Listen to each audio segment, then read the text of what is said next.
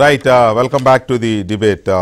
వివేకానంద రెడ్డి గారి హత్య కేసుకు సంబంధించిన చర్చను మనం చూస్తున్నాం. ఇప్పటివరకు ఎంపీ రఘురామరాజు గారి అప్డేట్స్ చూసాం మనం. ఇప్పుడు మనతో పట్టాభి గారు అండ్ అడ్వకేట్ శ్రవణ్ కుమార్ గారు అండ్ మాజీ జడ్జి రామకృష్ణ గారు మనతో చర్చలో పాల్గొంటున్నారు. సో పట్టాభి గారు, ఇందులో కీలకమైన పాయింట్ ఏంటంటే, ఇంత ఇది జరుగుతూ ఉంటే, వాంగ్మూలాల మీద వాంగ్మూలాలు వస్తూ కేసు ఎస్టాబ్లిష్ అవుతూ ఉంటే, సిబిఐ అధికారి మీదే కేసు పెట్టే, సిబిఐ అధికారి మీదే ఫిర్యాదు చేసే పరిస్థితి రేరెస్ట్ ఆఫ్ ది థింగ్స్ ఏమో నాకు తెలిసి. సో ఇంత తెగింపు, బరితెగింపు రావడానికి గల కారణం ఏంటి? సిబిఐ అధికారి మీద కేసు పెడదామంటే అంటే వాళ్ళని కూడా థ్రెట్ ఇచ్చి వాళ్ళు తప్పుకునేలాగనా, దర్యాప్తు నుంచి తప్పుకునేలాగనా, లేకపోతే ఎట్లా? అసలు ఈ ఉదయ్ కుమార్ రెడ్డి ఆయనకి ఏం సంబంధం? అంటే ఈయన ఎవరైతే నిందితులు ఉన్నారో, ఆరోపణలు ఎదుర్కొంటున్నారో, వాళ్ళలో ఎవరికైనా సంబంధించిన వ్యక్తా, లేకపోతే సూత్రధారులకు సంబంధించిన వ్యక్తా, ఏంటి అసలు? వికే గారు నమస్కారం అండి. నమస్కారం సార్. ఉన్నటువంటి పెద్దలకు కూడా నమస్కారం.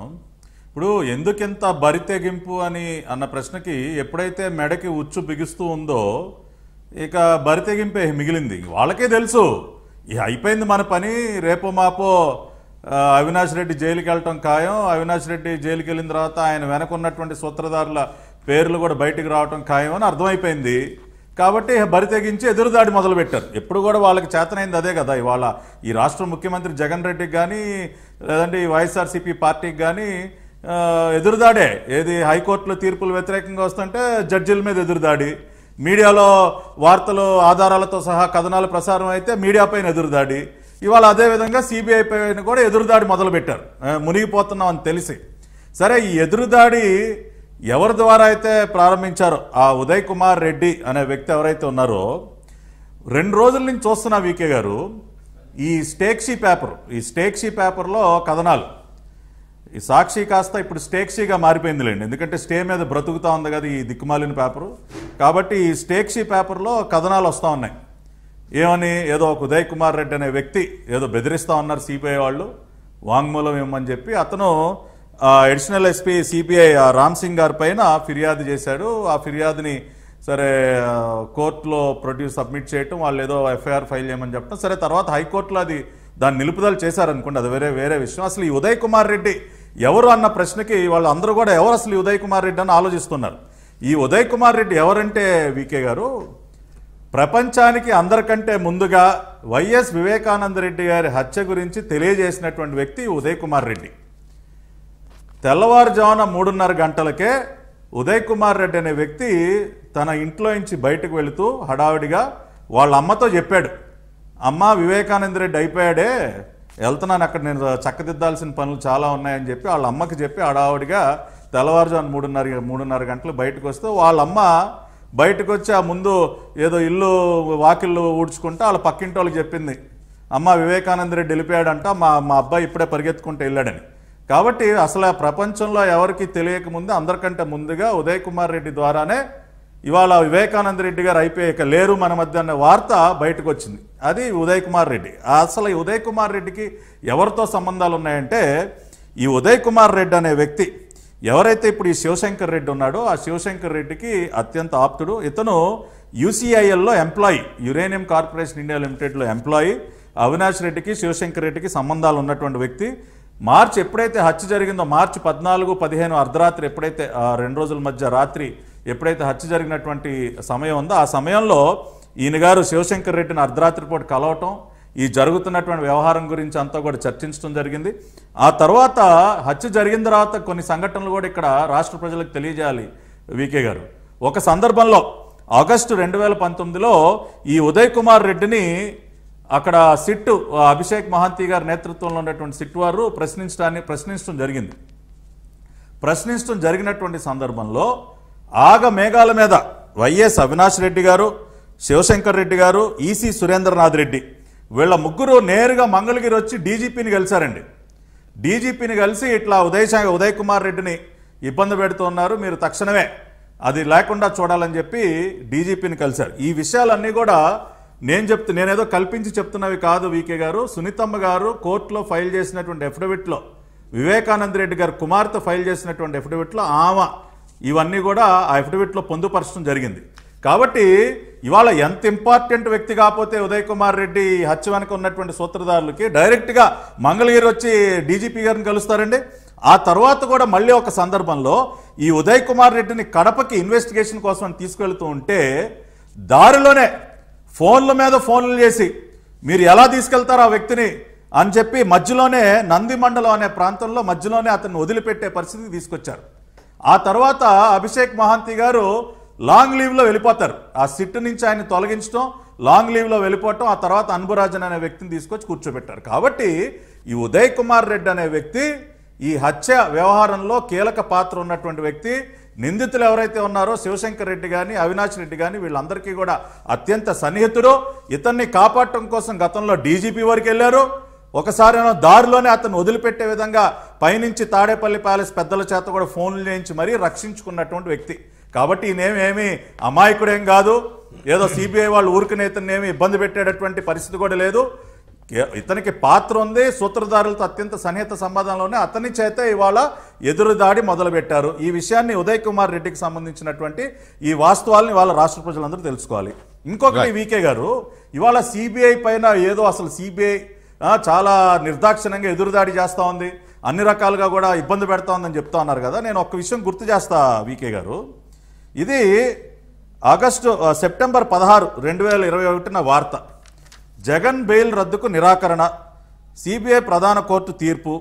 ఆ రోజున రఘురామకృష్ణరాజు గారు, ఇప్పటివరకు ఎవరైతే ఇప్పుడు డిబేట్లో మాట్లాడారు రఘురామకృష్ణరాజు గారు, జగన్మోహన్ రెడ్డి గారు బెయిల్ రద్దు చేయాలని ఒక పిటిషన్ వేసినప్పుడు సిబిఐ కోర్టులో దాన్ని నిరాకరించడం జరిగింది. సిబిఐ కూడా మాదే మీ ఇష్టం, మాకు మేమేం రద్దు చేయమని మేమేం కోరట్లేదు అన్న విధంగా వాళ్ళు కూడా కోర్టుకు చెప్పడం జరిగింది. ఆ రోజు మాత్రం వైసీపీ నాయకులు అబ్బా అసలు సిబిఐ ఇస్ వెరీ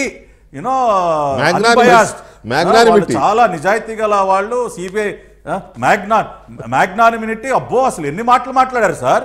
మరి 4 నెలల్లోనే సిబిఐ చెడ్డదైపోయిందా? అంటే మీ బెయిల్ రద్దు కాకుండా ఆ రోజున సిబిఐ వాళ్ళు అవసరం లేదన్న రోజున సిబిఐ అబ్బో సూపర్, అసలు చాలా గొప్ప ఏజెన్సీ. మీకు రాష్ట్ర ప్రజలందరూ తెలుసుకోండి, ఈ జగన్మోహన్ రెడ్డి వైసీపీ పార్టీ యొక్క రోజు రోజుకి ఎట్లా ప్లేటు ఫిరాయించేస్తారో. 4 నెలల ముందు సిబిఐ చాలా గొప్పది, ఆయన బెయిల్ రద్దు కాకుండా వాళ్ళు ఏదో సహకరించారన్న రీతిలో మాట్లాడారు. ఇవాళ CBI చెడ్డదైపోయింది.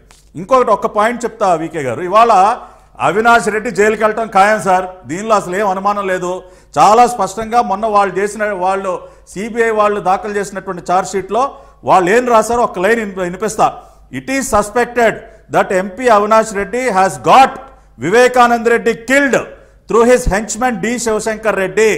Investigation on this aspect is under way and necessary. Paragraph number 16.29 ఇది ఛార్జ్ షీట్లో రాశారు. చాలా స్పష్టంగా అవినాష్ రెడ్డి శివశంకర్ రెడ్డిని అడ్డం పెట్టుకుని చంపించాడు అన్న అనుమానాలు మాకు బలంగా ఉన్నాయి, దీనిపైన విచారణ జరిగి తీరాల్సిందని చెప్పి ఛార్జ్ షీట్లో రాసిన తర్వాత ఇంకెవడు కాపాడతారు సార్. కాబట్టి ఇవాళ గౌరవ కడప పార్లమెంట్ సభ్యులు అవినాష్ రెడ్డి గారికి నేను చెప్పేది ఏంటంటే, అయ్యా అవినాష్ రెడ్డి గారు, మీరు ఎదురుదాడులు ఎన్ని చేసినా మిమ్మల్ని కాపాడేవాడు ఎవడు లేడు. మీరు ప్రధాన సూత్రధార అన్న విషయం ప్రపంచం మొత్తానికి తెలిసిపోయింది. దస్తగిరి వాంగ్మూలం ద్వారా తెలిసింది. ఆయనే సూత్రధారని మీరెలా కాదండి, ఆయనే సూత్రధారని మీరెలా నిర్ణయిస్తారు? ఆయనకి ఇంకెవరన్నా సూత్రధారు ఉండొచ్చు కదా సార్. అదే ఇప్పుడు సూత్రధారి వెనక అసలు పాత్రధారి ఇంకొకళ్ళు ఉన్నారండి. ఎందుకంటే ఈ సూత్రధారికి ఆయనంతటికైనా వివేకానంద రెడ్డిని చంపే దమ్ము ధైర్యం ఈయనకి లేదు. ఈయన వెనకుండి నడిపించినటువంటి ఆ ప్రధాన పాత్రధారి ఎవరో కూడా ముందు అవినాష్ రెడ్డిని లోపలేస్తే అవి కూడా బయటకు వస్తాయి కదా. అసలు అవినాష్ రెడ్డి ఎవరికి సంబంధం లేకుండా ఆయనకైనా వివేకానంద రెడ్డిని చంపే ప్రయత్నానికి పూనుకోవటం అనేది అసలు జరగని పని. ఈయన వెనకున్న నడిపించినటువంటి ప్రధాన పాత్రధారి ఎవరో అది కూడా ఇప్పటికే మనకు బయటకు మనం ఇప్పటికే అందరూ కూడా మనం ఊహించుకుంటున్నాం, అది వాస్తవం కూడా. ఇవాళ ఈ తాడేపల్లి ప్యాలెస్లో కూర్చున్నటువంటి పెద్ద మనిషి ఎవరో ఇవాళ హూ కిల్డ్ బాబాయ్ అనేటటువంటి ప్రశ్నకి అబ్బాయి కిల్డ్ బాబాయ్ అంటా ఉన్నారు వీకే గారు. ఇవాళ ప్రపంచం మొత్తం కూడా అబ్బాయి కిల్డ్ బాబాయ్ అని చెప్తూ ఉంది. కాబట్టి అయ్యా అవినాష్ రెడ్డి గారు, మీరు పెట్టేబేడ సర్దుకోండి, మీరు జైలుకి వెళ్ళటం ఖాయం. ఎవరన్నా కలవాల్సి ఏమన్నా మాట్లాడాల్సుకుంటుంటే ఒక వారం 10 రోజులు అది ఫినిష్ చేసుకోండి. మీరు జైలుకి వెళ్ళటం ఖాయం, సూట్ కేసు రెడీ చేసుకోండి అని చెప్పి మాకు సూట్ కేసు సర్దుకోండి, జైలుకి వెళ్ళిపోండి కాదు. లేదు ఒక్క సెకండ్ సార్, ఇప్పుడు పాపం మన జగనన్న గారి పుణ్యం అని చెప్పి మేమందరం కూడా జైలుకి వెళ్ళి వచ్చాం సార్. అంటే మేము ఏళ్ళలాగా ఇటువంటి క్రిమినల్ పనులు చేసి వెళ్ళలేదులేండి, ప్రజల పక్షాన్ని పోరాడినందుకు అక్రమంగా తీసుకెళ్ళేశారు. కాబట్టి అయ్యా అవినాష్ రెడ్డి గారు, మీరు మాకున్నటువంటి జైలు అనుభవంతో చెప్తూ ఉన్నాం, జైల్లో ఉదయం 6 గంటల నుంచి సాయంత్రం 6 గంటల వరకే మీకు బయట సెల్ బయట తిరిగేటటువంటి ఫెసిలిటీ. ఉదయం 7 గంటలకల్లా టిఫిన్ పెట్టేస్తారు, 11ంటికి భోజనం, సాయంత్రం 5ంటికల్లా డిన్నరు, 6 గంటలకి లాకప్ క్లోజు. నేల మీద పడుకోవాలి. మీరు స్పెషల్ కాబట్టి మీకు ఏమైనా మంచం వేస్తారో నాకు తెలియదు. అటాచ్డ్ టాయిలెట్ ఉంటుంది కానీ దానికి తలుపు ఉండదు. వెస్ట్రన్ టాయిలెట్లు ఉండవు, ఇండియన్ టాయిలెట్టే. కాబట్టి వీటన్నిటికీ మీరు సిద్ధపడండి, మానసికంగా ప్రిపేర్ అవ్వండి. మీకు ఏమైనా స్పెషల్ ఫెసిలిటీస్ కల్పిస్తే కల్పించొచ్చామో కానీ మాకు మీ పుణ్యం అని మాకు ఉన్నటువంటి జైలు అనుభవంతో, రాజమండ్రి సెంట్రల్ జైల్లో మేము గడిపినటువంటి అనుభవంతో మీకు చెప్తూ ఉన్నాం. కాబట్టి మెంటల్గా మీరు ప్రిపేర్ అయ్యి పెట్టావేడ సర్దుకుంటే రేపు సిబిఐ వాళ్ళు వచ్చి చక్కగా మిమ్మల్ని తీసుకెళ్తారు. ఇంకొకటి వీకే గారు, పార్లమెంటు దాని గురించి చాలా ఉంది. దాంట్లోకి వెళ్లే ముందు దయచేసి కొంచెం బ్రీదింగ్ తీసుకోండి మీరు. రైట్. శ్రవణ్ కుమార్ గారు, good evening sir. Shravan Kumar గారు, ఇక్కడ 2 అంశాలు శ్రవణ్ కుమార్ గారు అండ్ రామకృష్ణ గారు. ఏంటంటే, ఒకటి, సరే అది చాలా రకాల వాంగ్మూలాలు వస్తున్నాయి. చివరికి అప్పుడున్న సిఐ శంకరయ్య గారు కూడా చాలా క్లియర్గా చెప్పేసిన సందర్భం చూసాం. అది గుండెపోటే అని బాడీని తీసుకెళ్తుంటే నేనే అడ్డుకున్నాను, అది గుండెపోటు కాదు అని తీసుకెళ్లాను, నన్ను భయపెట్టారు.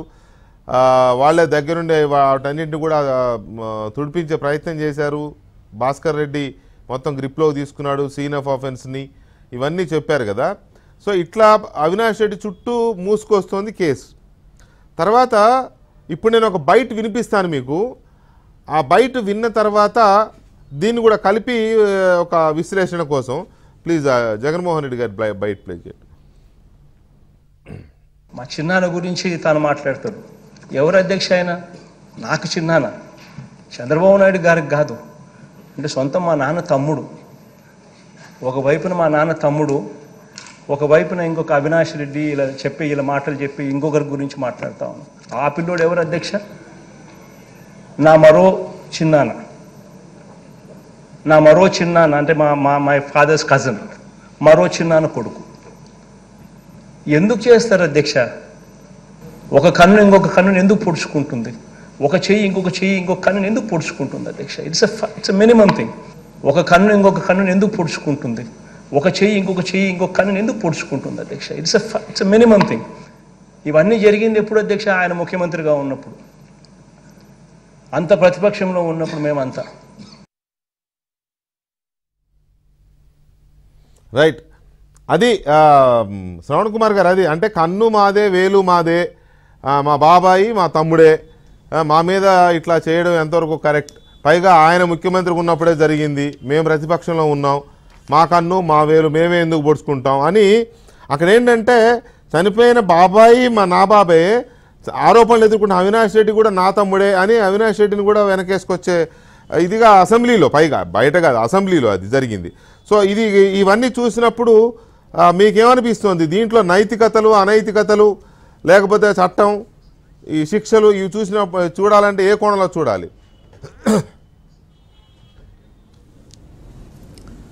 వెంకటకృష్ణ గారు కరెక్టే, కన్ను నాదే వేలు నాదే, రెండు కరెక్టే.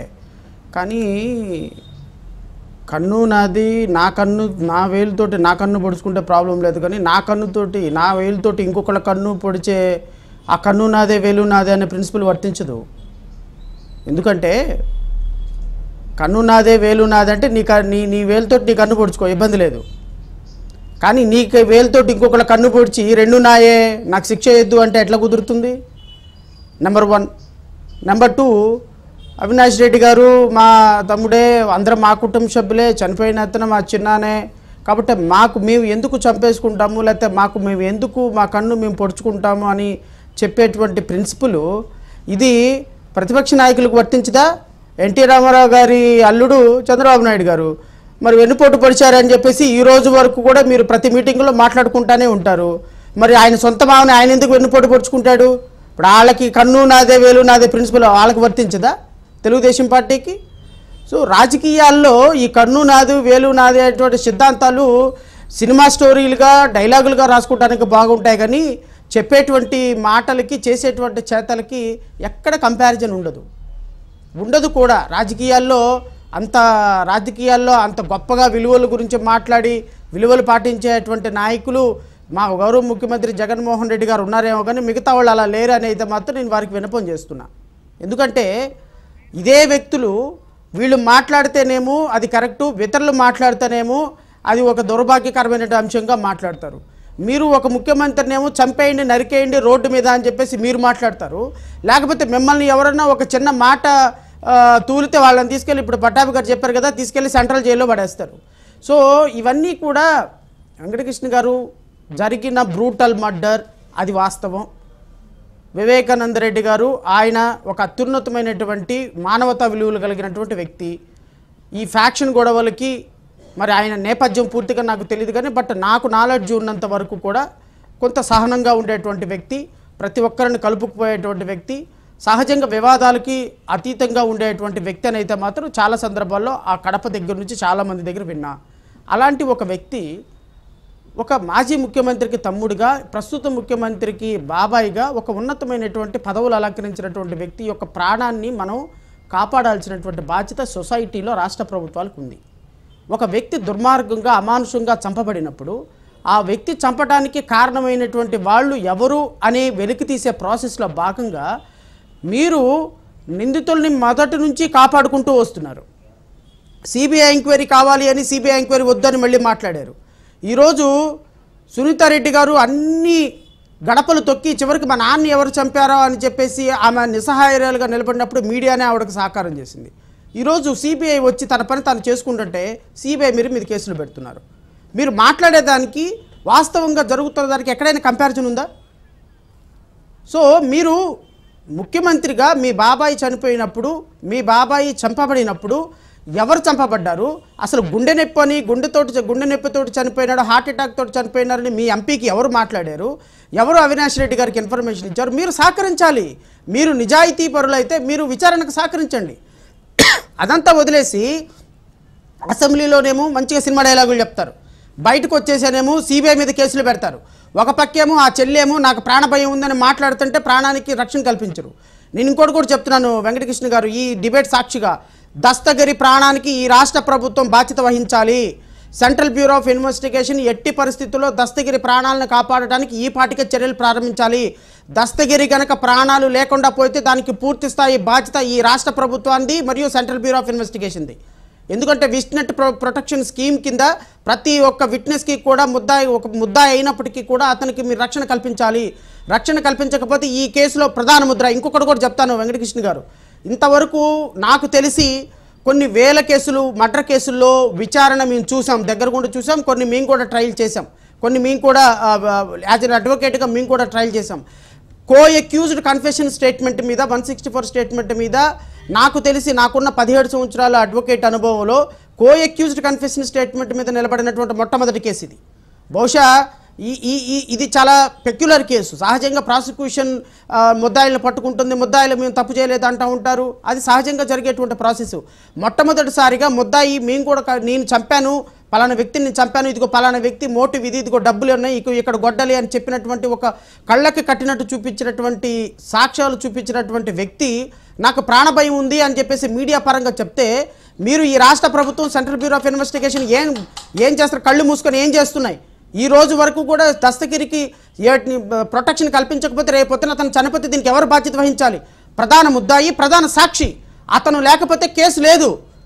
అబ్సల్యూట్లీ ఈ డైలాగులు చెప్పడం మానేసి, ఈ సినిమా డైలాగులు చెప్పడం మానేసి మీ నిజాయితీని నిరూపించుకునే సమయం ఆసనమైంది. ఇక్కడ బాబాయి ప్రాణమైన బాబాయిదే, తమ్ముడి ప్రాణమైన తమ్ముడిదే. అంటే మీ తమ్ముడు ఎంపీ కాబట్టి, మీ తమ్ముడు దీంట్లో ఇన్వాల్వ్ అయి ఉన్నాడు కాబట్టి సిబిఐ మీద మీరు కేసు కడతారా? చనిపోయిన వ్యక్తి ప్రాణం కాదా? చనిపోయినటువంటి వ్యక్తి తండ్రి కూతురు బాధ కాదా? అంటే మీ ఒక్క కుటుంబానికే బాధ ఉంటుందా? చనిపోయిన వ్యక్తి కుటుంబానికి బాధ ఉండదా? సో నేను మీ ద్వారా గౌరవ ముఖ్యమంత్రి గారిని కోరుతున్నా, వారి ప్రతిపక్ష వారి సలహాదారులను కోరుతున్నా, దయచేసి సిబిఐ మీద మీరు ఎలిగేషన్ చేయటం మానేసి సిబిఐని చేసుకోనివ్వండి. మీలో నిజాయితీ ఉంటే మీరు బయటపడతారు, మీలో నిజాయితీ లేకపోతే సిబిఐ తన పని తాను చేసుకుంటుంది. దయచేసి సిబిఐ మీద కేసులు కట్టించి, మీ చేతుల్లో స్టేట్ పోలీసు ఉన్నారు కదా అని కేసులు కట్టించి సిబిఐని ఆపాలనే ప్రయత్నం చేస్తే అరచేతిలో ఎంతో కాలం మీరు నిప్పును దాచలేరు. నిప్పు నిజం లాంటిది, నిప్పు లాంటిది వెంకటకృష్ణ గారు. ఎప్పటి వరకు మీరు దాచిపెట్టలేరు, అది బయట పడుతుంది. సో కన్ఫెషన్ స్టేట్మెంట్ ఇచ్చినటువంటి దస్తగిరికి మొట్టమొదటిసారిగా నేను మీ ద్వారా రాష్ట్ర ప్రభుత్వానికి అప్పీల్ చేస్తున్నా, అతనికి ప్రొటెక్షన్ కల్పించండి. ప్రొటెక్షన్ కల్పించకపోతే ఏ సందర్భంలో ఏం జరిగినా దానికి ఈ రాష్ట్ర ప్రభుత్వం పూర్తి బాధ్యత వహించాల్సి వస్తుంది. రెండో ముద్దాయిగా సిబిఐ నిలబడాల్సి వస్తుంది. ఇంతకు మించి నేను ఈ మొదటిసారిగా విశ్లేషణ చేయలేను వెంకటకృష్ణ గారు. రైట్. రామకృష్ణ గారు నమస్కారం అండి. రామకృష్ణ గారు, ఇప్పుడు ఈ కేసు ఏమో పులివెందుల నుంచి కడప కోర్టుకి బదిలీ అయింది ఒకటి. రెండవది జైలు సూపరింటెండెంట్, కడప జైలు సూపరింటెండెంట్గా మొన్న మధ్య ఒక ఆయన్ని రెడ్డి గారిని తీసుకొస్తే అది పెద్ద ఎత్తున గొడవ అవడం, ప్రతిపక్షం తెలుగుదేశం కానీ ఇంకొంతమంది కానీ అభ్యంతరాలు లేకపోతే విమర్శలు అనుమానాలు లేవనెత్తడంతో ఆయన మార్చారు. గతంలో మొద్దుసీను అనే హత్య, శ్రీనివాసరెడ్డి అలియాస్ మొద్దుసీను హత్య, అలాంటి వ్యవహారాలు కూడా జరిగిన సందర్భం చూసాం కదా. సో ఇలాంటి పరిస్థితుల్లో దస్తగిరి ప్రాణాలకి అనుమానం ఉందని, ప్రమాదం ఉందనేది చాలామంది వ్యక్తం చేస్తున్నారు. పైగా అతనే చెప్తున్నాడు, నాకు ఒక కానిస్టేబుల్ని ఇచ్చారు, నేను ఇన్ని విషయాలు బయట పెట్టాను, బట్ నాకు ఈ సెక్యూరిటీ సరిపోదు, నా ప్రాణాలకు ముప్పు ఉంది అని రెండోసారి రీట్రేట్ చేసి మరీ చెప్పాడు. సో ఇలాంటి పరిస్థితుల్లో దస్తగిరికి భద్రత లేకపోతే, దస్తగిరికి ఏమన్నా అయితే కేసు పరిస్థితి ఏంటి అనేది ఒకటి కీలకమైన అంశం. రెండోది, ఇప్పుడు అవినాష్ రెడ్డి గారికి ఏదో స్పీకర్ పర్మిషన్ కూడా అనుమతి కోరారని ఏదో అంటున్నారు. నేను అడిగితే నాకు రఘురామరాజు గారు కూడా అవును మేము విన్నామని చెప్తున్నారు. సో అది కేసు మరి అది ఏ స్టేజ్లో ఉందో తెలియదు, కానీ మొత్తం మీద ఆయన పేరు అయితే ఎస్టాబ్లిష్ అవుతోంది. కానీ ఓవరాల్గా చాలామంది పెద్దలు ఇందులో ఉన్నారు అనే ఒక అనుమానం మొదటి నుంచి ఏదైతే వస్తుందో అది మెల్లమెల్లగా ఈ దర్యాప్తులో కూడా ఎంటర్ అవుతోంది, దర్యాప్తులో కూడా ఎస్టాబ్లిష్ అవుతోంది. సో మీ విశ్లేషణ ఏంటి రామకృష్ణ గారు? నమస్కారం వెంకటకృష్ణ గారు, అదే విధంగా మన ప్యానల్ ఉన్న అందరికి నమస్కారం. నమస్కారం. ముఖ్యంగా ఇక్కడ మనము దస్తగిరి ప్రాణాపాయం గురించి మనము మాట్లాడుకోవాల్సి వస్తే, దస్తగిరికి ఎటువంటి ప్రాణాపాయం లేదు. కారణం ఏమిటంటే, ఇదే అతనికి ప్రాణాపాయం కల్పించాలి అనుకుని ఉంటే కడప జిల్లాలో ఇటువంటి పెద్ద మనుషుల సమక్షంలో ఇన్ని రోజులు పెట్టి ఉంటుంది. ఇక్కడ వాళ్ళు సైడ్ ట్రాక్ చేస్తున్నారు ఇష్యూని.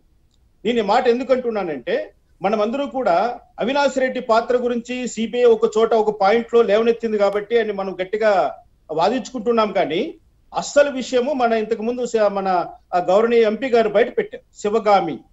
Yes, who is the Sivagami? మీరు టెలికాస్ట్ చేస్తారని మీరు పేరు చెప్పకండి, I'm ready to say. But one thing, ఆ శివగామి కావాలి ఇప్పుడు. వద్దులేండి, దర్యాప్తు జరుగుతున్నప్పుడు ఎందుకు వచ్చింది సీన్ కాదు, దర్యాప్తు అండర్ ఇన్వెస్టిగేషన్ దీంట్లో ఉన్నప్పుడు మనం అప్పుడే ఒకవేళ అంటే చెప్పే పేర్లు పెద్దవైతే అది కొంత మళ్ళీ లేనిపోయిన issues. It's a very big issue. నేను ఒకసారి ఒక డిబేట్ ఇదే మాట చెప్పాను, రాజకీయ ప్రకంపనలు మొదలవుతాయి ఆంధ్రప్రదేశ్ రాష్ట్రంలో. ఈ మాట ఎందుకంటున్నానంటే, శివగామి అన్నది మీరు అన్నట్లుగా స్త్రీలింగమా పుంలింగమా అన్న డిబేట్ అవసరం లేదు ఇక్కడ. It is a straight answer, straight question. ఆ శివగామి కోసమే ఇంతమంది రంగంలోకి దిగారు. ఆ వైఎస్ వివేకానంద రెడ్డి గారిని ఫిజికల్ గా ఎలిమినేట్ చేసేసారు. ఇప్పుడు వైఎస్ వివేకానంద రెడ్డి గారి యొక్క హత్యకు కారణం ఏంటండి? ఆర్థిక లావాదేవీలా, లేకపోతే రాజకీయ కోణమా? అతను ఏమన్నా ప్రతిపక్షంలో ఉన్నాడా, ప్రభుత్వంలో ఉన్నాడా? హత్య కావించబడ్డ రోజుకి అతను వైఎస్ఆర్సీపీలో చేరినప్పుడు వైఎస్ రైతు కాంగ్రెస్ పార్టీ, ఆ వైఎస్ఆర్ అన్న ఆర్ అనేది వాళ్ళకు బాగా అచ్చొచ్చిన పదము, దాన్ని మనము డిస్మెంటల్ చేయాల్సిన అవసరం ఇప్పుడు వచ్చింది.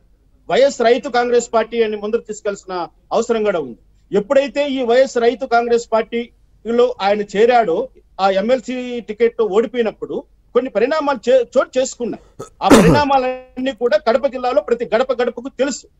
కానీ ఇక్కడ దేవిరెడ్డి అవినాష్ రెడ్డి, దేవిరెడ్డి మన వైఎస్ అవినాష్ రెడ్డి గారు, దేవిరెడ్డి శివశంకర్ రెడ్డి గారు, వీళ్ళిద్దరి మధ్య ఉన్నటువంటి లింక్ ను ఛేదిస్తే శివగామి పాత్ర బయటకు వస్తుంది. కానీ సిబిఐ వాళ్ళు చేస్తున్న investigation not up to the edge. నేను స్పష్టంగా చెప్పగలను, సిబిఐ వాళ్ళ పాత్ర కూడా నేను అనుమానాస్పదంగా ఉందని నేను చెప్తున్నా. కారణం ఏమిటంటే, ఒక ఆర్డినరీ హెడ్ కానిస్టేబుల్ చేసినటువంటి ఇన్వెస్టిగేషన్ అన్నా బాగుంటుందేమో, కానీ ఈ రోజు వైఎస్ వివేకానంద రెడ్డి కేసులో సిబిఐ వాళ్ళు చేస్తున్న investigation not up to the mark. స్పష్టంగా చెప్తున్నాను. ఎందుకంటే ఫస్ట్ ఛార్జ్ షీట్ చదివాను, రెండవ ఛార్జ్ షీట్ క్లియర్ గా చదివాను. నేను రెండు ఛార్జ్ షీట్ లో కూడా అసలు హత్యా నేరము ఏ విధంగా జరిగింది, దానికి సంబంధించినటువంటి ప్రీ ప్లాన్డ్ పోస్ట్ ప్లాన్ రెండు ఉన్నాయి ఇక్కడ. ఒకటేంటి, 2 నెలల క్రితమే ఈ యొక్క వైఎస్ వివేకానంద రెడ్డిని ఎలిమినేట్ చేయాలన్న ఒక నిర్ణయానికి ఎర్రా గంగిరెడ్డి అండ్ గ్యాంగ్ వచ్చిందనేది సిబిఐ వాళ్ళు చెప్తున్నటువంటి మాట. 2 నెలల క్రితమే ఒక గ్యాంగు, ఒక ఒక ఒక ఉన్నతమైన పదవిలో అనుభవించినటువంటి వ్యక్తిని ఎలిమినేట్ చేయడానికి ప్రయత్నిస్తుందంటే ఆ రోజు ఉన్నటువంటి ఇంటెలిజెన్స్ ఏమైంది?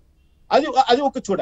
రెండో కోణంలో వైఎస్ వివేకానంద రెడ్డిని ఎంత దారుణంగా చంపారంటే ఆ చార్జ్ షీట్ లో చెప్తుంటే చాలా దారుణం అండి. హాఫ్ డెడ్ పర్సన్ ని టాయిలెట్ లకి తీసుకెళ్లి అక్కడ మరీ కొట్టి చంపారు. అంటే ఏంటి? బెడ్రూమ్ లో జరిగినటువంటి అటాకే కాకుండా మళ్ళీ అతను ఆ కొన ఊపిరితో ఉండగా మళ్ళీ బాత్రూమ్ వరకు తీసుకెళ్లి అక్కడ కొట్టి అక్కడ ఆయన పడిపోయి బ్లడ్ వామిటింగ్ చేసుకొని చనిపోయాడని ఒక సీన్ క్రియేట్ చేయడానికి ప్రయత్నం చేశారంటే ఇది ఒక ఆర్డినరీ క్రైమ్ చేసేటువంటి దస్తగిరికో లేకపోతే ఉమాశంకర్ రెడ్డికో లేకపోతే ఆ యాదవ్ గారికో ఈ గంగిరెడ్డికో కాదండి. It is organised crime. చాలా ఒక బీహార్ లాంటి ఒక బాంబేలో ఉన్నటువంటి ఒక మాఫియాలో ఉన్నటువంటి వ్యక్తులు చేయగలిగినంత స్థాయిలో ఈ యొక్క హత్య జరిగింది. మరి ఈ స్థాయిలో ఇక్కడ ఆర్డినరీగా తిరిగేటువంటి వీళ్ళు చేశారని సిబిఐ ఎలా అనుకుంటుంది? సరే, వీళ్ళు పాత్రధారులే అందాం. మరి సూత్రధారుల గురించి చెక్ చేసినప్పుడు ఇప్పుడు అవినాష్ రెడ్డి గారి పేరు మొదటి నుంచి వినపడుతోంది. ఇప్పుడు అవినాష్ రెడ్డి గారిని కస్టడీలో తీసుకోవడానికి సిబిఐకి ఏం అడ్డంకులు ఉన్నాయి? పార్లమెంట్ సెషన్ జరుగుతుంది కాబట్టి పర్మిషన్ అవసరము, అవన్నీ ఉన్నాయి, ప్రివిలేజెస్ ఉంటాయి. అంత మాత్రానికి ఒక ముద్దాయిని అంత ఫ్రీగా వదిలిపెట్టాలా? నాకున్న సమాచారం ప్రకారం బడ్జెట్ సెషన్ అయిపోయే వరకు అవినాష్ రెడ్డిని టచ్ చేయరండి. మనం 10 రోజులు 5 రోజులు ఎక్స్పెక్ట్ చేసిన అవసరం లేదు. బడ్జెట్ సెషన్ అయిపోయిన తర్వాత ఒకవేళ సిబిఐ వాళ్ళు అప్పటికి భావిస్తే ఆ లోపల మాంత్రికుడు ఉన్నాడు కదా, మన రాష్ట్రానికి ఒక మాంత్రికుడు ఉంటాడు ఆ విశాఖపట్నం ఏరియా, అతను అక్కడ పోయి ఏం మంత్రాలు వేస్తాడు, ఏం తంత్రాలు చేస్తాడు, అక్కడ ఏం రాజకీయం చేస్తాడో, సిపిఐ పంజరంలో చిలక ఏ పలుకులు పలుకుతుందో. కాబట్టి ఇవన్నీ కూడా మనం వెయిట్ చేసి చూడాలి. ఒకటి మాత్రం నిజం, శివగామి పాత్ర మనము బయటకు తీసుకురావాలి. అది మీడియా తీసుకొస్తుందా, లేకపోతే ఇన్వెస్టిగేషన్ ఏజెన్సీస్ తీసుకొస్తాయా, లేకపోతే వివేకానంద రెడ్డి గారు రక్తబంధువులు తీసుకొస్తారా అనేది కరెక్ట్ గా ఎస్టాబ్లిష్ కావాలి. ఆ శివగామిని కాపాడడం కోసమే ఈ రోజు సజ్జల రామకృష్ణారెడ్డి అన్ని రకాలుగా ఆయన ప్రయత్నాలు మొదలెట్టాడు. ఆయన మన ప్రెస్ మీట్ చూసాం, ఎంత ఫ్రస్ట్రేటెడ్ ప్రెస్ మీటో మనకు అర్థమైపోయింది. దానికి కారణం ఏమిటంటే అవినాష్ రెడ్డి పేరు బయట వచ్చిందంటే శివగామి పేరు బయట వస్తుంది, అది క్లియర్. కాబట్టి అవినాష్ రెడ్డిని కాపాడాలి, అదే కండిషన్. అవినాష్ రెడ్డిని గాని కాపాడలేకపోతే జగన్మోహన్ రెడ్డి గారికి అతని లైఫ్ ఇంకా క్లోజ్ అవుతుంది అక్కడ. అందుకనే అవినాష్ రెడ్డి గారిని కాపాడాలి. కాపాడడం కోసం ఆయన చేస్తున్న ప్రయత్నాల్లో ఎక్కడ లెక్కలు కుదరట్లేదో కానీ అవినాష్ రెడ్డి పేరు మాత్రం ఒక పారాగ్రాఫ్ లో అలా టచ్ చేసి వదిలేసింది సిబిఐ. అంటే ఏంటి? వార్నింగ్ ఇస్తోంది. ఎందుకు వార్నింగ్ ఇస్తోంది? నీకు చేతనైతే, నీ సిబిఐకి నీకు దమ్ము ఉంటే, నీ చేత ఇన్వెస్టిగేషన్ ఏజెన్సీకి సంబంధించిన అన్ని ఎక్విప్మెంట్స్ ఉంటే నువ్వు ఎందుకు అవినాష్ రెడ్డి గారి ఇంతవరకు ఫిక్స్ చేయలేదు? అనుమానము అంటూ ఎందుకు వదిలిపెట్టావు? అనుమానం ఏమైనా ప్రూఫా? కాదు కదా. అనుమానం అన్న దాన్ని ఎస్టాబ్లిష్ చేయాల్సిన బాధ్యత ఇన్వెస్టిగేషన్ ఏజెన్సీ పైన ఉన్నప్పుడు సిబిఐ వాళ్ళు ఎందుకు ఈ మీనమేసాలు లెక్క పెడుతున్నారు? ఇప్పుడు మొదటి ప్రిలిమినరీ ఛార్జ్ షీట్ అయిపోయింది. మొదటి ఛార్జ్ షీట్ కు రెండో ఛార్జ్ షీట్ కు వ్యత్యాసంగా చాలా వరకు కనపడుతున్నాయి. ఇప్పుడు 2 ఛార్జ్ షీట్లు వేశారు. ఆల్రెడీ పులివెందుల కోర్టు నుంచి కడప జిల్లా కోర్టుకి మొత్తం కేసు ఫైల్ ట్రాన్స్ఫర్ అయ్యి ఉంది. కానీ ఇప్పటికీ కూడా ఎందుకు మీరు మీనమేసాలు లెక్క పెడుతున్నారు? ఈ రామ్ సింగ్ పైన ఎందుకు ప్రైవేట్ కంప్లైంట్ ఇచ్చారండి? ఎవరైనా, నేను ఒకటే అడుగుతానండి, మా మెజిస్ట్రేట్ కూడా బుద్ధి ఉండాలి కదా, మా జడ్జెస్ కూడా బుద్ధి ఉండాలి కదా. 195A అనే ఐపీసీ సెక్షన్ ఎప్పుడు ఎక్కడ అప్లై అవుతుందో తెలియదా? అంటే చూడలేదా మీరు ఫైలు? సుప్రీంకోర్టు ఏం చెప్పిందండి గత నెలలోనే? ఏం చెప్పింది? ప్రైవేట్ కంప్లైంట్ అన్నది ఆర్డినరీ ఫామ్ కాదది, దాన్ని ఖచ్చితంగా మెజిస్ట్రేట్ మైండ్ అప్లై చేసిన తర్వాతనే 156 క్లాస్ 3 అప్లై చేయాలని స్పష్టంగా చెప్తోంది. అదే విధంగా ఎవరైతే కంప్లైంట్ చేశారో ఆ వ్యక్తి యొక్క చేతి రాతతో ఉన్నటువంటి అఫిడవిట్ కోర్టు సమర్పించాలి. ఇవన్నీ చేయకుండా ఒక వ్యక్తి వచ్చి నీ ప్రైవేట్ కంప్లైంట్ ఫైల్ చేస్తే గుట్టిగా ఆ మెజిస్ట్రేట్ దాన్ని రెఫర్ చేసి ఎఫ్ఐఆర్ వారికి తీసుకెళ్లాడంటే దీన్ని ఏ కోణంలో చూడాలి? అంటే ఏంటి? న్యాయ వ్యవస్థను కూడా నీ చెప్పు చేతిలో పెట్టుకున్నావా జగన్మోహన్ రెడ్డి? కడప జిల్లాలో అదే జరుగుతుంది. దానికి ప్రత్యక్ష సాక్షి నేను. కాబట్టి కడప జిల్లాలో జరుగుతున్నటువంటి ఈ తతంగం అంట సిబిఐను నమ్మడానికి లేదు, లోకల్ పోలీసులు నమ్మడానికి లేదు, లోకల్ న్యాయ వ్యవస్థను కూడా నమ్మడానికి లేదు. కాబట్టి న్యాయం జరగాలి అంటే ఒక నిష్పక్షపాతంగా ఒక ఎఫిషియెంట్ ఆఫీసర్ చేత, మొత్తం తెలిసినటువంటి ఆఫీసర్ చేత ఇన్వెస్టిగేషన్ చేయాలి. 2019 మార్చి 15, 14 ఇంటర్వ్యూనింగ్ నైట్ లో జరిగినటువంటి మర్డర్ ని 3 సంవత్సరాల తర్వాత కూడా మనం ఫైనలైజ్ చేసుకోలేకపోతున్నామంటే అసలు రాజీవ్ గాంధీ అసాసినేషన్ కేసు ఎన్ని రోజుల్లో ఫైనలైజ్ చేసేసారండి? అటువంటి సిబిఐ ఈ రోజు 3 సంవత్సరాల పాటు ఈ ఒక్క కేసును నాంచడంలో తాత్పర్యం ఏమిటి? ముత్తుసీని విషయం వచ్చింది. అసలు ఎవరండి ఆ వరుణారెడ్డి, ఆ జైలరు? ఆయన మీద ఉన్నటువంటి రిమార్క్స్ ఏంటండి? ఆయనకు రికమెండ్ చేస్తాడు జగన్మోహన్ రెడ్డి గారు కేంద్ర ప్రభుత్వానికి. ఇతను చాలా సేవా తత్పరుడు, ఇతనికి ఎక్సలెంట్ అవార్డు ఇవ్వండి అని. మన జనవరి 26వ తారీఖున భారత ప్రభుత్వము ఆ వరుణారెడ్డి గారికి ఎక్సలెన్సీ అవార్డు ప్రదానం చేస్తుంది. ఆ వ్యక్తిని తీసుకొచ్చి మళ్ళీ కడుపులో పెట్టారు. దేనికోసం పెట్టారు? ఎవరినో ఒకరిని ఎలిమినేట్ చేయాలి. అది దస్తగిరి కాదు. ఎందుకు దస్తగిరి కాదంటే దస్తగిరి బయట ఉన్నాడు కదా, దస్తగిరి లోపల లేడు కదా. ఇంకా లోపల ఉన్నటువంటి ప్రధానమైనటువంటి వ్యక్తి ఎవరు? ఈ దేవిరెడ్డి శివశంకర్ రెడ్డి. దేవిరెడ్డి శివశంకర్ రెడ్డి చేతిలోనే మొత్తం అంతా దాగి ఉంది. ఎప్పుడైతే దేవిరెడ్డి శివశంకర్ రెడ్డిని నార్కో అనాలిసిస్ టెస్ట్ కోసం పంపాలని మన సిబిఐ వాళ్ళు ప్రయత్నం చేసినప్పుడు ఆయన డినై చేశారు, రిజెక్ట్ చేశారు. ఎందుకు రిజెక్ట్ చేయాలి? నువ్వు నిజాయితీ పరుడు అయితే. ఈ రోజు వాళ్ళ భార్య వచ్చింది, నా భర్తను అన్యాయంగా అరెస్ట్ చేసేసారండి సిబిఐ వాళ్ళంటూ ఒక కంప్లైంట్ వేసింది. నేను ఆమెకు ఒకటే మాట చెప్తున్నా, అమ్మ నీ భర్త నిజాయితీ పరుడు అయితే ఒక మాట చెప్పండి, నిలబడండి, లైట్ డిటెక్టర్ నిలబడండి, నార్కో అనాలిసిస్ టెస్ట్ కు వాళ్ళ చెప్పండి, నో అబ్జెక్షన్ చెప్పండి, తేలిపోతుంది కదా. కానీ అది మాత్రం చేయరు. ఒక రకరకాలుగా ఉదయ్ కుమార్ ఇట్లా వంటి వాళ్ళను అందరినీ చాలా మందిని మళ్ళీ సీన్ లేకి తీసుకొస్తున్నారు. దస్తగిరిని ముందర పెట్టి నాటకం మొదలు పెట్టారు. దస్తగిరి చేతిలో ఏముందండి? Is one of the culprit, one of the accuse. కానీ అతను చేసిన రోల్ ఏంటి ఎక్కడ కనపడట్లేదు.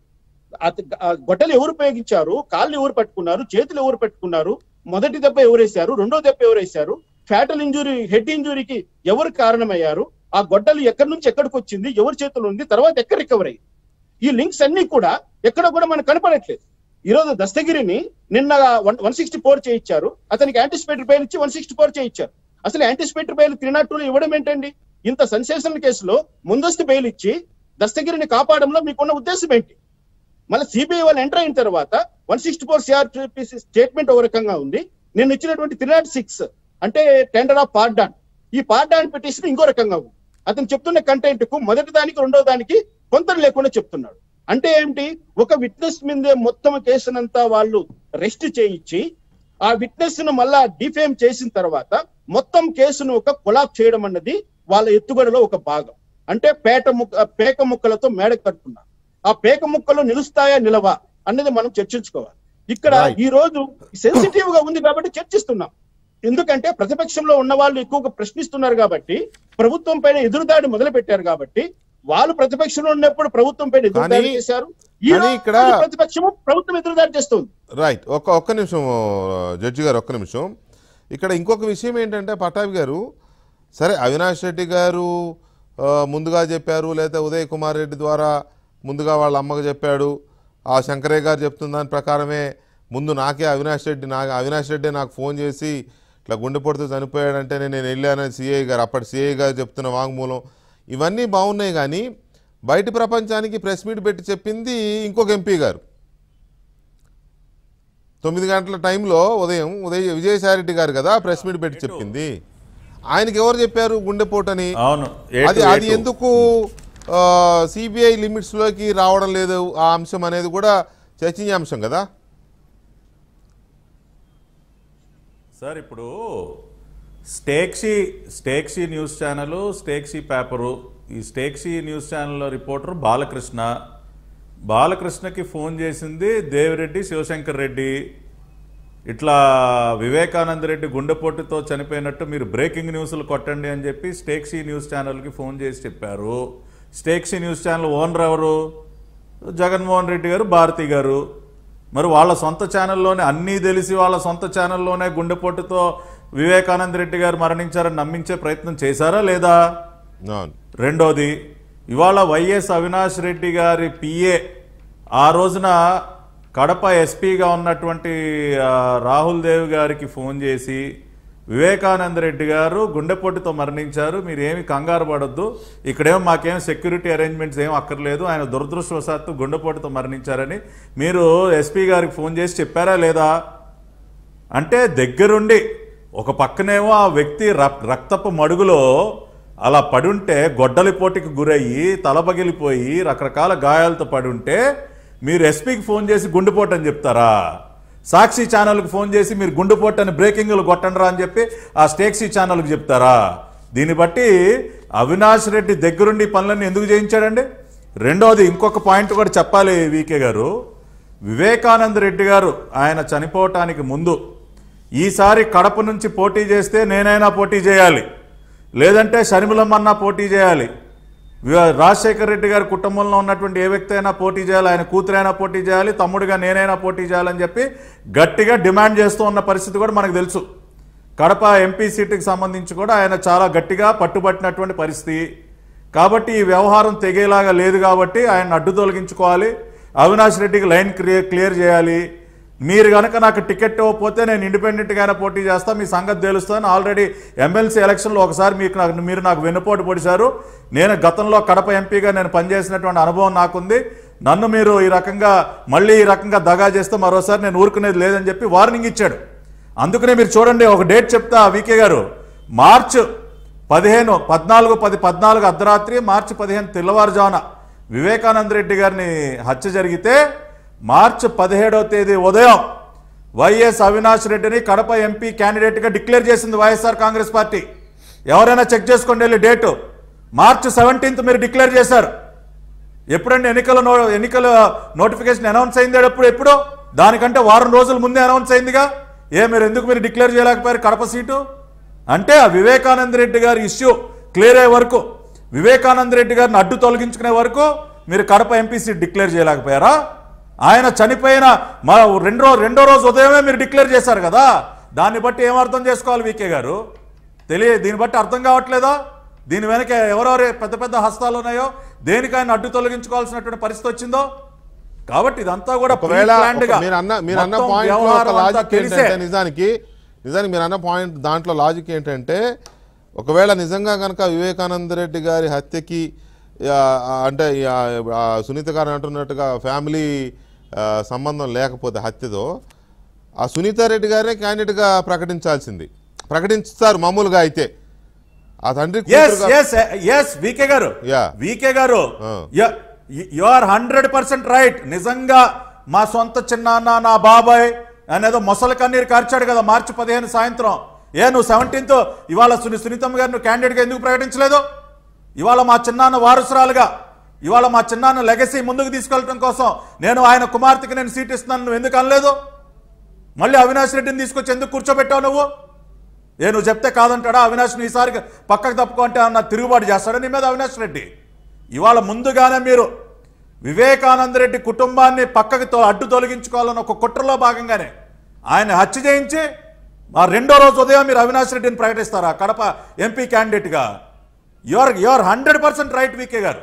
దీన్ని ప్రజలు అర్థం ఆలోచించాలి. ఎందుకు సునీతమ్మ గారిని క్యాండిడేట్గా ప్రకటించలేకపోయారో దానికి కూడా వైసీపీ నాయకులు సమాధానం చెప్పాలి. ఇంకొక విషయం చెప్పాలి వికే గారు. ఆ రోజున మీరు ఒక్కసారి చూస్తే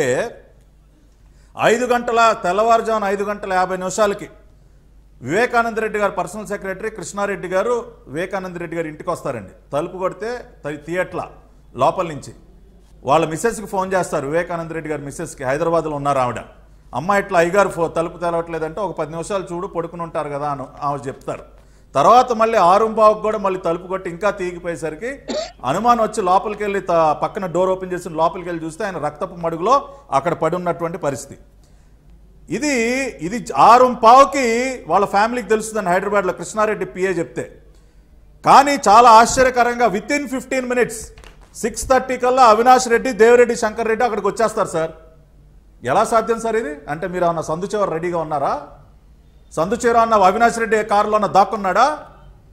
6:15కి ఫస్ట్ ఇన్ఫర్మేషన్ వాళ్ళ ఫ్యామిలీకి వెళ్తే 6:30 కల్లా అవినాష్ రెడ్డి ఎట్టొస్తాడు వికే గారు? ఎవరికైనా మినిమం ఒకసారి ఆలోచించండి. ఒక మెసేజ్ వస్తే ఆయన రెడీ అయ్యి రావటానికి కనీసం అరగంట 30 గంట పడుతుంది కదా.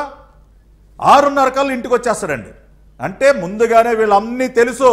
అవినాష్ రెడ్డికి మొత్తం ఎన్నింటికి ఏం జరిగింది మొత్తం అంతా తెలుసు కాబట్టి సందు చివరి నువ్వు నక్కి వచ్చేసి గబగబా మనం తుడిసేయాలి కదా, మొత్తం అన్ని ఎవిడెన్స్లన్నీ కూడా రూపుమాపాలి, అక్కడ ఉన్న రక్తం అంతా తుడిసేయాలి, ఆయన కుట్లేయించేయాలి. కుట్లేసింది ఎవరు వికే గారు? కుట్లేసినటువంటి గజ్జల జయప్రకాష్ రెడ్డి ఎవరు? కాంపౌండరు. ఈసీ గంగిరెడ్డి గారి హాస్పిటల్లో కాంపౌండరు. ఈసీ గంగిరెడ్డి గారు ఎవరు? ముఖ్యమంత్రి గారు మామగారు. ఏమిక వేరే దాన్ని బట్టి అర్థం కావట్లేదా? ముఖ్యమంత్రి గారి మామగారు. ఇప్పుడు వచ్చిన కాంపౌండర్ ఎవరు సార్? గంగిరెడ్డి గారు కాంపౌండర్ కదా. అదే పాప, లేకపోతే ఆయనే స్వయంగా వచ్చాడు. ఆయనే వచ్చి ఆయన చేత కుట్లేయించడం. తర్వాత దీనిలో రాగిరి లక్ష్మి అనే ఒక పని మనిషి, ఆవిడ కూడా సిబిఐకి డిపోజిషన్ ఇచ్చిందండి. నన్ను బెదిరించి నా చేత మొత్తం ఆ రక్తం అంతా క్లీన్ చేయించాడు శివశంకర్ రెడ్డి, అవినాష్ రెడ్డి వీళ్ళందరూ అక్కడ ఉండని చెప్పి. ఇట్లా మొత్తం దెర్ ఆర్ 100 ఫ్యాక్ట్స్. ఇంకొకటి 40 కోట్ల రూపాయల సుపారీ ఎవరు ఇస్తా అన్నారు సార్?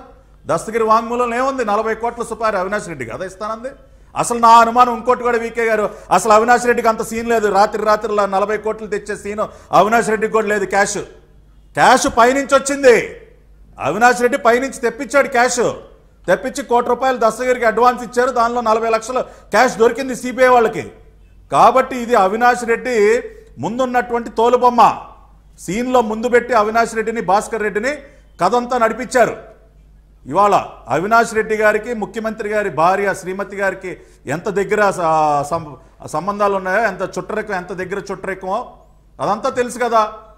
ఇవాళ భారతీ గారి తల్లి గారు భాస్కర్ రెడ్డి గారి sister. So they are all closely related. కాబట్టి ఇవాళ అవినాష్ రెడ్డి గారి పాత్రకు సంబంధించి అనేక ఆధారాలు ఆల్రెడీ చాలా స్పష్టంగా ఉన్నాయి.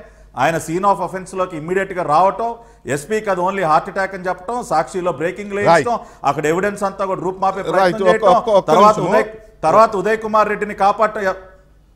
రైట్, ఒక్క నిమిషం పటాభి గారు. అయితే మనం ఇన్ని రకాలుగా పార్టీలుగా మీరు కానీ, లేకపోతే విశ్లేషకులుగా లాయర్లు కానీ, లేకపోతే ఇంకా రాజకీయాల గురించి ఆలోచించేవాళ్ళు, లేకపోతే ఇవన్నీ రకరకాలుగా ఆలోచిస్తూ రకరకాల చర్చలు చేస్తున్నారు. కానీ అసలు దర్యాప్తు సంస్థ ఇప్పటివరకు అయితే దర్యాప్తు సంస్థ వేగంగా సరైన దిశలో చేస్తుందనే నమ్మకమే అందరికీ ఉంది. కానీ అది ఎంతవరకు తీసుకెళ్ళగలదు, ఎంతవరకు వీళ్ళు ప్రెషర్స్ లేకుండా పనిచేయనివ్వగలరు, వాళ్ళ మీదే కేసులు పెట్టే స్థాయికి వెళుతున్నప్పుడు ఏ అధికారైనా ఎన్ని ఫోర్సెస్ని ఎదుర్కొని ఎంత ఫైట్ చేసి దర్యాప్తును తీసుకెళ్ళగలడు అనేది ఒక చాలా కీలకమైన పాయింట్.